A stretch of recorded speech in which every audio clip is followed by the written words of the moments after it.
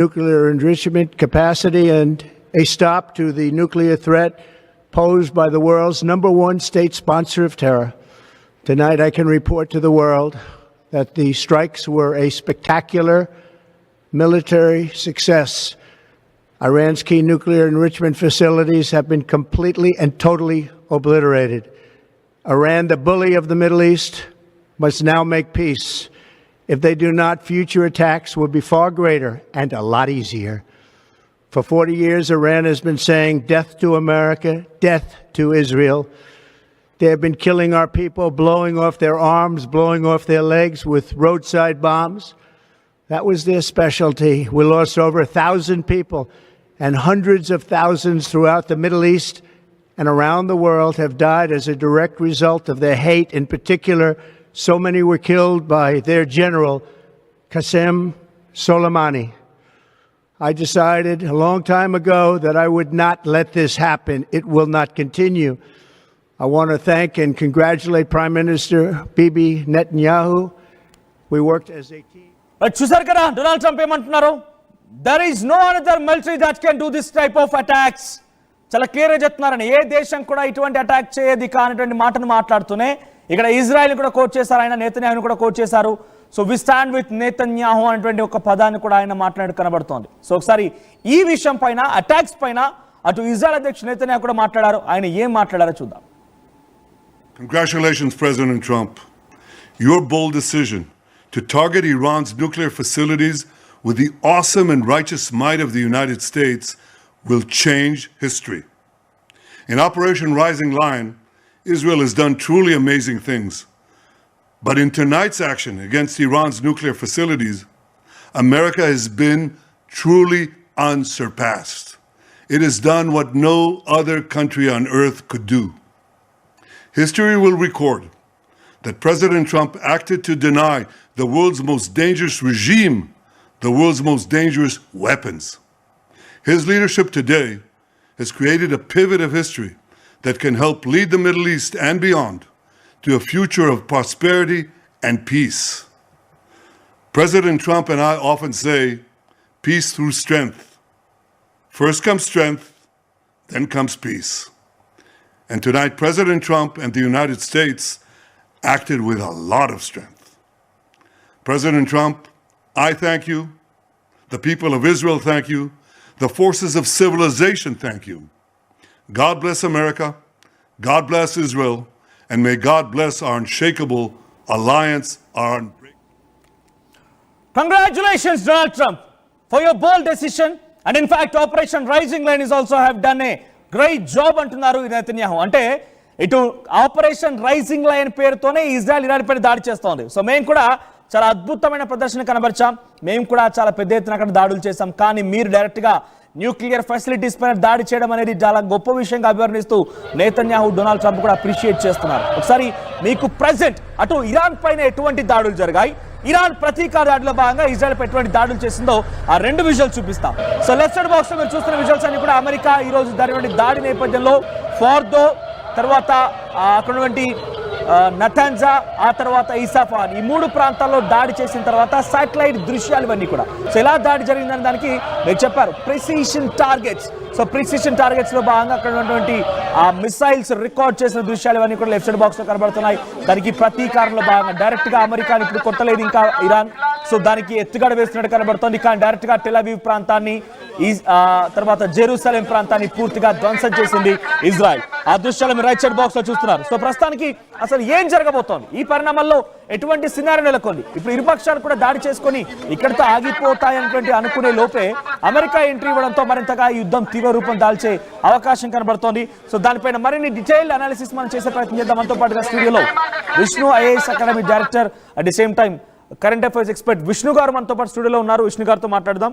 Yes Vishnu గారు, చాలా క్లియర్గా అమెరికా 2 వారాల సమయం అడిగింది. సమయం అడగడం కాదు, మేము సైలెంట్గా ఉంటామని చెప్పింది. డొనాల్డ్ ట్రంప్ కూడా చాలా స్పష్టంగా చెప్పుకొచ్చారు, నేను 2 వారాలు సైలెంట్గా ఉంటా, నాకు ఇబ్బంది అలా కూడా ఆయన న్యూక్లియర్ ప్రయోగం చేస్తానని చెప్పడం ఇబ్బంది కలుగుతోంది. సో న్యూక్లియర్ ప్రయోగం కాకుండా సివిలియన్స్ పైన దాడి చేయకుండా సైలెంట్గా ఉంటే మీకు మాకు అసలు గొడవే లేదు. కానీ మీరు దాడి చేస్తానంటే మాత్రం రిటిలియేట్ అవుతున్నారు. ఆ తర్వాత 2 వీక్స్ ఆఫ్ టైం నేను సైలెంట్గా ఉంటాను. ఏ ఇతర దేశాలు అయితే ప్రయత్నం చేస్తున్నాయో సంధి కుదర్చడం కోసం, శాంతి కోసం మీరు ప్రయత్నం చేయండి. ఆ తర్వాత నాకు పక్కాగా ప్లాన్స్ ఉన్నాయి, ఇంప్లిమెంట్ చేస్తానన్నారు. కానీ ఏం జరిగిందో తెలియదు. కానీ 2 వీక్స్ ఆఫ్ టైం కాస్త జస్ట్ 24 అవర్స్లోనే ఆ మాటని కాస్త మాట గౌరవం లేకుండా మాట నాపేసి ఆయన అటాక్ చేశారు. సో ఏం జరిగి ఉంటుంది 24 అవర్స్లోనే? సో ఎలా అయితే న్యూక్లియర్ ఫెసిలిటీస్ ఉన్నాయో ఇరాన్లో, నతాన్జా, ఇస్ఫహాన్ అండ్ ఫర్దో, ఇన్ఫర్మేషన్స్ ఎలా ఉన్నాయి అని అంటే ఆల్రెడీ మేము న్యూక్లియర్ ఫెసిలిటీస్ బొంబార్డ్ చేసేసాము. ఆ న్యూక్లియర్ ఫెసిలిటీస్ కాస్త అన్కమిషన్డ్ అయిపోయాయి. So there is no strength for nuclear energy in Iran అని అనుకున్నారు. కానీ మొసాడ్ ఏదైతే ఇంటెలిజెన్స్ ఆర్గనైజేషన్ ఉందో, ఆ మొసాడ్ నుంచి వచ్చినట్టు ఇన్ఫర్మేషన్ బీబీసీ న్యూస్లో ఏమని చెప్పారు అని అంటే, ఇజ్రాయెల్ ఇంటెలిజెన్స్ ఏజెన్సీ అయినటువంటి మొసాడ్ ఏమని ఇన్ఫర్మేషన్ ఇచ్చిందంటే, ఇరాన్ న్యూక్లియర్ ఎక్స్పెరిమెంట్స్ ఇంకా ఆపలేదు, ఇరాన్ ఇంకా న్యూక్లియర్ ఫెసిలిటీని ఇంకా రన్ చేస్తుంది. సో అది ఎలా చేస్తుందని అంటే ఇజ్రాయెల్ని టార్గెట్ చేసే విధంగా ఉందని చెప్పేసి మొసాడ్ దగ్గర ఉన్నటువంటి ఇన్ఫర్మేషన్ ఆధారంగా ఇజ్రాయెల్ యునైటెడ్ స్టేట్స్ ఆఫ్ అమెరికాకి ఇన్ఫర్మేషన్ ఇవ్వడం వల్ల, సో ఇజ్రాయెల్ మీద బొంబార్డ్ చేసిందంటే there is high chance that they also bombard United States of America. So ఎలా అయినా సరే ఈ న్యూక్లియర్ వార్ని ఆపాలని చెప్పేసి Donald Trump bombarding in the sense Iran అనేది ఇజ్రాయెల్ వైపుగా ఎక్కువ పెట్టి న్యూక్లియర్ బాంబ్స్ ఆల్రెడీ లాంచ్ చేయడమే ఆలస్యం, ఇజ్రాయెల్ మొత్తం పటాపంచలైపోతుంది. ఆ రకంగా అమెరికా పైన కూడా ఎక్కువ పెట్టే అవకాశం ఉంది. ఈ డౌట్ వచ్చింది. సో ఎప్పుడైతే ఇలా ఇజ్రాయెల్ మీద, అమెరికా మీద వేసే అవకాశం ఉంది కాబట్టి మేమే ముందు స్టెప్ తీసుకున్నట్టు ఈ డొనాల్డ్ ట్రంప్ యొక్క ఇన్ఫర్మేషన్ అయితే మన దగ్గర ఉంది. కానీ మోస్ట్ ఇంపార్టెంట్, ఇజ్రాయెల్ మొదటి నుంచి ఏమని చెప్తుందనంటే ద ప్రెజెన్స్ ఆఫ్ ఇరాన్, అంటే ఇరాన్ ఒక దేశం ఉండడము మా ఎగ్జిస్టెన్షియల్ థ్రెట్, మా సర్వైవల్ థ్రెట్. సో అది హమాస్కి సపోర్ట్ కానివ్వండి, లేకపోతే హెజబుల్లాకి సపోర్ట్ కానివ్వండి, లేకపోతే హౌతీస్ రెబల్స్కి సపోర్ట్ కానివ్వండి, ఇవన్నీ కాస్త ఇజ్రాయెల్ టార్గెట్ చేస్తుంది. మనకు తెలుసు ఇజ్రాయెల్కి స్ట్రాంగ్ అలీ అని అంటే ఇరాన్ ఎగ్జిస్టెన్స్ అనేది ఇజ్రాయెల్కి ముప్పు. సో ఎలా అయినా సరే ఇజ్రాయెల్ని మట్టగలిపేస్తే తప్పించి ఈ ఇజ్రాయెల్ అనే దేశం ముందుకెళ్ళదని చెప్పేసి వీళ్ళిద్దరూ సంభాషణ కానీ ఇన్ఫర్మేషన్ ఎక్స్చేంజ్ కానీ ఇవి జరుగుంటాయి. But Netanyahu, Benjamin Netanyahu and Donald Trump, కానీ ఇది ఖచ్చితంగా ఒక మ్యాసివ్ స్టెప్. ఏదైతే Donald Trump night Indian standard time ప్రకారంగా నైట్ ఏదైతే స్టెప్ తీసుకున్నాడో ఇట్ ఈస్ 100% మ్యాసివ్ స్టెప్. ఇది చాలా భయంకరమైనటువంటి స్టెప్ తీసుకున్నారు. దీని యొక్క కాన్సిక్వెన్సెస్ ఈరోజు మనం చూసినట్టయితే యునైటెడ్ స్టేట్స్ ఆఫ్ అమెరికా మొత్తం ఒక లాక్డౌన్ సిచ్యువేషన్లోకి తీసుకొచ్చారు. ఒక మన ఇండియాలో అయితే సెక్షన్ 144 అంటాము, అలాంటి సెక్షన్ అక్కడ విధించారు. ప్రతి రిలీజియస్ టెంపుల్స్, రిలీజియస్ ప్లేసెస్ ఎక్కడైతే ఉన్నాయో మార్కెట్లన్నీ బంద్ అయిపోయాయి. సో ఎక్కడ ఇరాన్ అటాక్ చేస్తుంది అని చెప్పేసి ఈ సిచ్యువేషన్ స్వయాన యునైటెడ్ స్టేట్స్ ఆఫ్ అమెరికా తెచ్చుకున్నప్పటికీ కూడా డొనాల్డ్ ట్రంప్ ఎలా సమర్థించుకుంటున్నాడు అని అంటే, మా మీద అటాక్ జరిగే కన్నా ముందు మేమే అటాక్ చేస్తాము. సో ఇప్పటి వరకు మా దగ్గర ఉన్నటువంటి పాలసీ నో ఫస్ట్ యూజ్, అంటే మేము మొదట యూజ్ చేయము, కానీ మేము మా నో ఫస్ట్ యూజ్ అనే పాలసీని పక్కన పెట్టి మరి మేమే ఫస్ట్గా యూజ్ చేస్తున్నాము. వాళ్ళ మీద మేము యూజ్ చేయకపోతే మాత్రం మాకే నష్టం జరిగే అవకాశం ఉంది. కాబట్టి ఆ డెటరెన్స్ అనేది పనికిరాదు. అంటే భయపెట్టేయడానికి ఏదైతే మన దగ్గర వెపన్స్ ఉన్నాయో సరిపోవు. ఇప్పుడు ఇరాన్ యొక్క నాశనమే మా యొక్క టార్గెట్.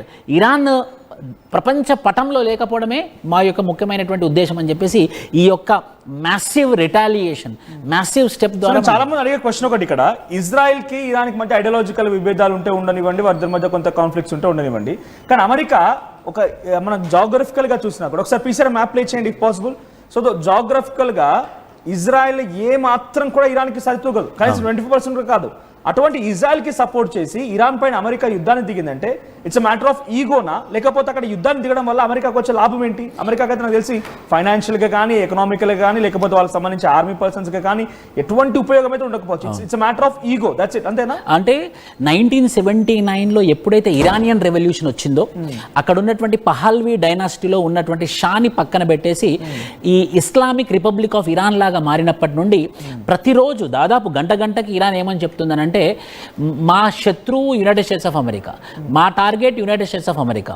సో ప్రతి సందర్భంలోనూ యునైటెడ్ స్టేట్స్ ఆఫ్ అమెరికాని టార్గెట్ పెట్టడము, ఎప్పటికీ యునైటెడ్ స్టేట్స్ ఆఫ్ అమెరికాకు మాకు థ్రెట్ ఇరాన్తో ఉందని తెలుసుకోవడము, ఆ భయాందోళనలో ఉండడం 1979 నుంచి స్టార్ట్ అయింది. 1979 కన్నా ముందు ఇరానియన్ రెవల్యూషన్ లేదు.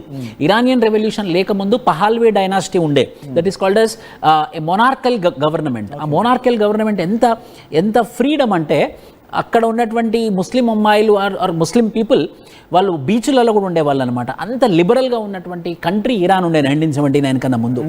ఎప్పుడైతే ఇస్లామిక్ రెవల్యూషన్ వచ్చేసిందో 1979లో, అప్పటి నుండి మొత్తానికి మారిపోయి, అంటే pro United States of America ఉన్నటువంటి Iran anti United States of America ఆ 1979 కంట్రీలో, before revolution, after revolution, pro United States of America, anti United States of America.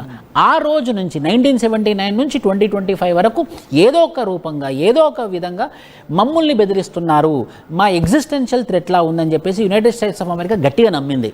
So తనకు కూడా ఒక పగ అనేది ఉందన్నమాట ఇరాన్ మీద.